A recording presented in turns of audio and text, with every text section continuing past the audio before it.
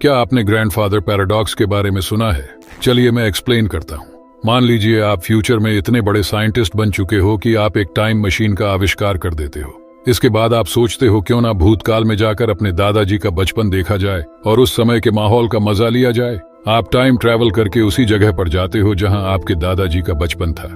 आप time machine के साथ बिल्कुल उसी जगह पर लैंड करते हो जहां आपके दादाजी बचपन में थे। लेकिन जैसे ही आप टाइम मशीन से बाहर आते हो तो आप देखते हो कि आपके दादाजी टाइम मशीन के नीचे दब गए, जिसकी वजह से उनकी मौत हो गई।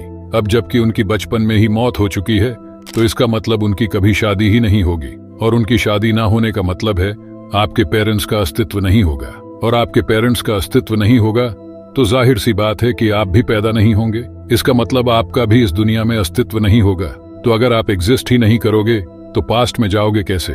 इसी को कहते हैं ग्रैंडफादर पैराडॉक्स, और ये काफी कंफ्यूजिंग सा सवाल है। इसीलिए साइंटिस्टों ने थ्योरी दिया, अगर मान लीजिए मल्टीवर्स या पैरेलल यूनिवर्स एग्जिस्ट करता है तो फिर यह संभव नहीं हो पाएगा। जैसे कि मान लीजिए आप अभी यह वीडियो देख रहे हैं, लेकिन दूसरे ब्रह्मांड में आपकी कार्बन कॉपी इसी समय कुछ और कर रही है। हमारे ब्रह्मांड की तरह ही और एक ब्रह्मांड हो सकता है जो बिल्कुल हमारे ब्रह्मांड का दर्पण है। हमारी पृथ्वी की तरह ही पृथ्वी भी वहां मौजूद हो सकती है, और केवल पृथ्वी ही नहीं, सौरमंडल, हमारी आकाश गंगा यानी मिल्की वे जैसी सभी चीजें वैसी ही है। और सिर्फ एक ब्रह्मांड ही नहीं, हमारे जैसे कई ब्रह्मांड है जो अनंत है, और इसे पैरेलल यूनिवर्स कहा जाता है। इन ब्रह्मांडों में समय अलग अलग चलता है। इसके अनुसार यदि आप इस पृथ्वी पर क्रिकेट खेल रहे हैं तो आप किसी अन्य पृथ्वी पर तैर रहे होंगे और किसी अन्य ब्रह्मांड में कुछ और कर रहे होंगे।